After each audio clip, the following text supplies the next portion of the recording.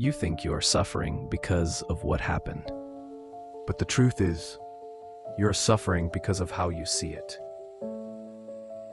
Imagine two people stuck in the same traffic jam on a rainy Monday morning. One is gripping the steering wheel, face tense, cursing under their breath. The other, listening to music, sipping coffee, watching raindrops chase each other on the windshield. Same situation, different experience. What changed? Only one thing: perception. Too often we believe that we'll feel better when life gets better, when the job is less stressful, when the relationship is perfect, when the world stops being unfair. But what if the real key to peace isn't outside you? What if your unhappiness has less to do with what's happening and more to do with how you're framing it? In this video, we'll dive deep into an ancient idea that could shift your entire emotional life. It's not things themselves that disturb us, but our judgments about them. Epictetus. By the end of this, you'll understand how to stop being a prisoner of your reactions and start responding with calm, clarity, and inner strength. This isn't toxic positivity. This is clarity. Let's begin. Let's talk about Ira and Nino. They're both 24. Both just lost their jobs in a company-wide layoff. Same timing, same email, same stunned silence. Ira spirals. I'm worthless. My parents were right. I'll never be good enough. She doom scrolls job boards for hours, paralyzed. Her identity was her job, and now it's gone. Meanwhile, Nino sits quietly on his balcony. Yes, he's upset, but he thinks, okay, what's this trying to teach me? Maybe it's time to finally try that thing I kept putting off. It's not that Nino feels no pain. It's that he's not fighting the pain. He's listening to it. See, most of us are taught that emotions are something that happens to us, but no one tells us this. Your thoughts interpret the world before your feelings ever show up. Sadness, anger, fear, they don't come from the world directly. They come from the meaning you assign to what happens. And here's the trap. We confuse our perception with the truth. But perception is a filter. And unless we clean that filter, everything gets tinted by fear, trauma, expectation, or comparison. This video isn't about avoiding pain.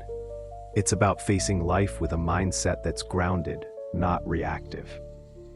Because once you realize that how you feel isn't dictated by the outside, you stop waiting for life to change and start changing how you meet it. The Stoics had a word for this, prohairesis. It means the ability to choose how you respond no matter what life throws at you. Marcus Aurelius, Roman emperor and Stoic philosopher, wrote, "If you are distressed by anything external, the pain is not due to the thing itself, but to your estimate of it. And this you have the power to revoke at any moment." It's radical, but also freeing. Because if you are the filter, then you can clean it. Let's bring it down to earth. Imagine your mind like a pair of glasses. If the lenses are scratched, everything looks distorted. So when something painful happens, your brain rushes to interpret it, often based on past fears, limiting beliefs, or worst-case scenarios. This always happens to me. Life is unfair. I'm never enough. But what if you could catch that moment before the interpretation? That's where the shift happens. Between stimulus and response, that split-second moment, lies your power. Let's revisit Ira and Nino. Ira's perception: losing this job means I've failed. Nino's perception: losing this job means I'm being redirected. Same event, but Ira's mind made her the victim. Nino's mind turned him into a student of life. Here's another layer. Psychologist Albert Ellis, founder of Rational Emotive Behavior Therapy, REBT, built an entire framework on this. He called it the A-B-C model. A, activating event. You lose your job. B, belief.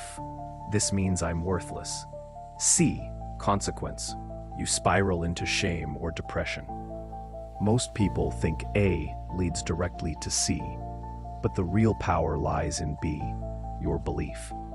When you change the belief, you change the consequence. That's the Stoic secret. That's the freedom most people miss.